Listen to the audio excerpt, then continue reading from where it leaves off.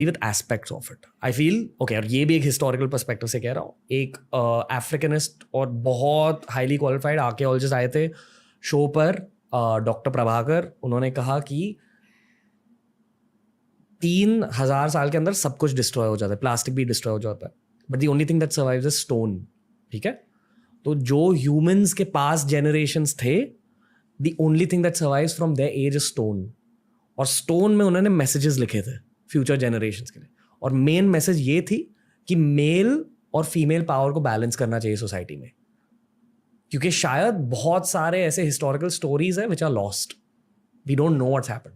पर ये मेल और फीमेल पावर का इम्बैलेंस बहुत बार हुआ है. We are just living in a phase of imbalance again, और वो याद दिला रहे हैं कि ओके, बैलेंस इट आउट. ठीक है, पर जब लोगों को पता चलता है कि there is a need to balance it out, society reacts very aggressively. तो जो अभी वाली फेमिनिस्ट मूवमेंट हम देख रहे हैं वो एक रिएक्शन ओरिएंटेड मूवमेंट है. आई फील कि ओवर टाइम ये मूवमेंट बैलेंस हो जाएगी, होगी, मतलब दोनों साइड से. या आई फील इवन आजकल के लड़के भी काफ़ी समझदार हो चुके हैं और काफ़ी, if I can use the word feminist maybe, yeah they're kind of I would say empathetic, मतलब एम्पैथेटिक एंड अंडरस्टैंडिंग आल्सो, काफ़ी अंडरस्टैंडिंग. अगर आपने फेमिनिस्ट वर्ड यूज कर लिया ना, there is lots of guys will just switch off from the conversation. For me feminism doesn't have to be like कि हर चीज़ में मैं हल्ला बोल दूँ कि अरे यू नो, अभी एक वीडियो था जहाँ रणबीर कपूर ने आलिया भट्ट को मजाक उड़ा दिया था कि लुक्स लाइक कि और भी फैल गया है. बहुत फेमिनिस्ट यू नो वो हो गई थी कि कैसे उसने बोल दिया फैल गया है. बट आई फील वो मियाँ बीवी के आपस में बात है यार. कई बार तो हम भी ऐसी अपने भाई बहनों को या मैं भी अपनी बहनों को ऐसे मोटी मोटी बोल देती हूँ. आई am not body shaming them at all, it's just मैं बात ही वैसे करती हूँ यार. मतलब भाई बहनों में चलता है, मियाँ बीवी में चलता है. सो इसका इतना हल्ला बोलने की ज़रूरत नहीं है. ये जो सोसाइटल बैलेंस की बातें कर रहे हैं ना, वो ऐसे कॉन्वर्सेशंस के थ्रू ज़्यादा बैलेंस हो जाती है. तो let's talk a little bit more about this, जो आप कह रहे हो अबाउट पावर, अबाउट फेमिनिज्म. इसके बारे में और हम समझने की कोशिश करते हैं, क्योंकि आई फील कि जिन रीजंस की वजह से लोग आपको जानते हैं एंड जिन रीजंस की वजह से लोग आपको क्रिटिसाइज करते हैं, it's in the same domain. लड़कियां आपको रिस्पेक्ट करती है क्योंकि they think you are celebrating feminism, और बहुत सारे लड़के आपको हेट करते हैं क्योंकि शायद you are challenging patriarchy effectively. आप और कुछ कहना चाहोगे? आई मीन लड़कों का तो मुझे लगता है कोई हक ही नहीं बनता है बोलने का. आपने वो नहीं सहा है जो मैंने सहा है. You have not seen what I have seen, and if I feel comfortable, मतलब मुझे अच्छा लग रहा है अपनी बॉडी को इस तरह से प्रेजेंट करने में, आप अपनी आर्ट को इस तरह से प्रेजेंट करने में, then why you getting so offended? मुझे समझ ही नहीं आता है, मतलब तुम्हें क्या मतलब है? And then they give this example कि हम भी ऐसे अपनी निकाल के चलें, तो like there is a difference, there is a lot of difference. और एक तो सेक्सुअलाइज भी आप ही ने किया है फीमेल बॉडी को, दिक्कत भी आप ही को हो रही है. आई हैव नोटिस कि जब आइटम सॉन्ग्स में, फिल्मों में आइटम नंबर्स होते हैं, ऐसे ऐसे लिरिक्स होते हैं, ऐसे ऐसे डांस होते हैं, तो भी कोई ना डायरेक्टर प्रोड्यूसर को ब्लेम नहीं करता है कि ये क्या करवा दिया लड़की से. अरे इसने, लड़की को ही तब भी बोलते हैं कि देखो इसने क्या पहना है, अरे कैसे डांस कर रही है. अरे वो तो बस फॉलो कर रही है ना, जो डायरेक्टर और प्रोड्यूसर या जो भी करवा रहा है उससे. No one blames the director और producer, it's always the girl, always. So if they can capitalise on her sexualisation, एक लड़की अपनी सेक्सुअलाइजेशन पे कैपिटलाइज क्यों नहीं कर सकती है? मैं बस वही कैपिटलाइज कर रही हूँ. आप कह रहे हो कि सोसाइटी जनरली लड़कियों को बहुत ज़्यादा सेक्सुअलाइज करती है? Yeah okay, female body is more sexualised. Yeah I can't disagree. Honestly फिल्मों में भी जितने भी एक्टर्स हैं, जितने भी मॉडल्स हैं, हर किसी को सेक्सुअलाइज किया जाता है, और ये हमारी सोसाइटी की असलियत है. तो आप कह रहे हो कि अगर ये असलियत है, आपके खुद के दिमाग ने एक डिसीजन लिया है, आपकी खुद की बॉडी है, जो आप पहन रहे हो वो आपके खुद के डिसीजंस है, लोगों को जज नहीं करना चाहिए. नहीं, जज करो. I am not stopping you to जज मी. मैं कौन होती हूँ? It's just that I want to make money of that judgement. बहुत ज्यादा ऑनेस्ट हो. That's the point.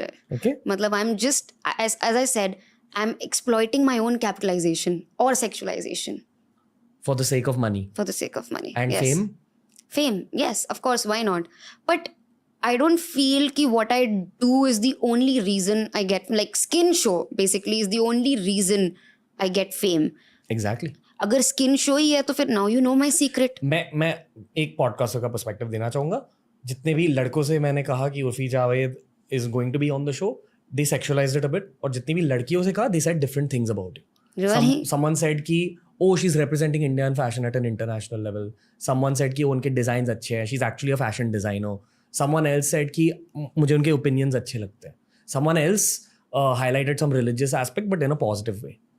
So again I feel कि आपकी लाइफ एक केस स्टडी है for this phase of anthropology और सोसाइटल हिस्ट्री, क्योंकि आप पेट्रियार्की को चैलेंज कर रहे हो. मैं बस समझने की कोशिश कर रहा हूँ. मैं तो किसी को चैलेंज ही नहीं कर रही हूँ. मुझे पैसे बनाने थे, मैं अपना पैसे बना Okay. रही हूँ. आपको अब तुम्हें वो चैलेंज लग रहा है तो तुम्हारी गलती है भाई. Okay. हर चीज अपनी मैनलीहुड पे मत लो. हर चीज यू नो कि ये लड़की कर कैसे रही है, इसको ये परमिशन कैसे मिल गई, you know the guys feel, उनकी ईगो हर्ट हो जाती है कि how is she doing it. इसको परमिशन की जरूरत क्यों नहीं पड़ रही है किसी से. इसको डर नहीं है क्या, इसके घर पे माँ बाप नहीं है क्या. हर चीज माँ बाप के सामने थोड़ी की जाती है. ओके हमने पैसों के बारे में बात किया, ठीक है. यू सेड कि आप जो भी कर रहे हैं आप पैसे के लिए कर रहे हैं, ठीक है. पैसे and recognition, fame, okay all of those things. Let's ask you one layer deep, क्यों ये क्यों चाहिए आपको? जब मैंने अपना घर छोड़ा था ना, मैंने अपने मन में ठान ली थी कि जितने रिश्तेदार हैं जिन्होंने आज मुझे पॉर्न स्टार बोला है, ये सब एक ना एक दिन मेरे पास वापस आएंगे, मुझसे माफ़ी मांगेंगे. और मेरे मतलब जितने भी लोग थे, मैंने अपने मन में ठान लिया था कि कुछ ऐसा करना है कि ये सब पछताएंगे. दे विल रिग्रेट इट कि why did I do this to Urfi, हमने क्यों ऐसा किया इसके साथ. सो ये मेरे मन में था, that I have to prove this to everyone. और रिश्तेदार एक होता है ना बदला, एक आई मीन हर शायद नॉर्मल ह्यूमन बीइंग के अंदर, क्योंकि मेरे अंदर वो एक रिवेंज वाली फीलिंग थी. Because these people said so much to me, क्या है, कैसी लड़कियां हैं, whatever whatsoever. So मैं हमेशा इतनी फ्रस्ट्रेटेड रहती थी इन लोगों से. मतलब मैं मन ही मन सोचती रहती थी, बुढ़ी तू रुक, तुझे तो मैं बताऊंगी 10 साल बाद, तू रुक. तो वो खुद ही निकल लिया, अब उनको क्या ही बताएं. मुझे आपको ज्ञान देना है. Okay okay I know, but मुझे भी कुछ बोलना है कि ये 17 साल की उर्फी थी. जैसे जैसे आप बड़े होते जाते हो ना, रिवेंज की फीलिंग कहीं ना कहीं ख़त्म हो जाती है. देन मजबूरियों का भार इतना ज़्यादा था ना मुझ पे कि रिवेंज की फीलिंग आएगी ही कहाँ से. I was surrounded with responsibilities. भाई बहन स्कूल में है, माँ भी है, खुद का भी रेंट पे करना है यहाँ पे, उनकी भी फीस देनी है, तो क्या करूँ. और अब तुम बताओ, तुम्हें पॉडकास्ट से पैसा मिल रहा है तो तुम पॉडकास्ट ही करोगे ना, अच्छा चल रहा है तो. मुझे इससे पैसा मिलने लगा, फेम मिलने लगा, जो टीवी में कभी नहीं मिला, तो मैं यही करूँगी ना यार. और क्या करूँ मैं. फेयर. अभी आपके दिमाग और दिल को और जानने के लिए हमने कुछ सवाल डिसाइड किया. प्री डिसाइडेड सवाल है. ये बिल्कुल भी रैपिड फायर राउंड नहीं है. ओके ये एक कैजुअल राउंड है जिसका नाम है हाजियो प्रेजेंट्स कीप इट कैजुअल. और इसकी इंटेंशन ये है कि एज अ पॉडकास्टर मुझे थोड़ी सी हेल्प मिल जाए to navigate the conversation further, ठीक है. But the questions are not normal. तो मैं आपको बहुत झट से सवाल पूछूंगा, ट्राई गिविंग क्विक आंसर्स, पर मैं आपको फिर टैंजेंशियल सवाल भी पूछूंगा. Okay, are you ready Urfi Javed? Born ready. Okay let's hear it. Urfi Javed को सबसे ज्यादा खुशी किस चीज से मिलती है? The sound of that message, you know, कि मनी आ गया है, पैसा आ गया है मेरे अकाउंट में. चचिंग. टिंग. Okay okay. बिना ज्यादा सोचे आपको मुझे ये बताना है कि इन वर्ड्स को सुनकर आप किस वर्ड के बारे में सोचते हो. So you here a word, you से अ वर्ड, ठीक है. एम्बिशन. शाहरुख खान. ओके. कभी मिले उनसे? नहीं, पर I love Shahrukh Khan. Story हो तो इस इंसान जैसे, ओके. जीरो से कहाँ पहुंच गया. मतलब ही is very inspiring, I feel. If you meet him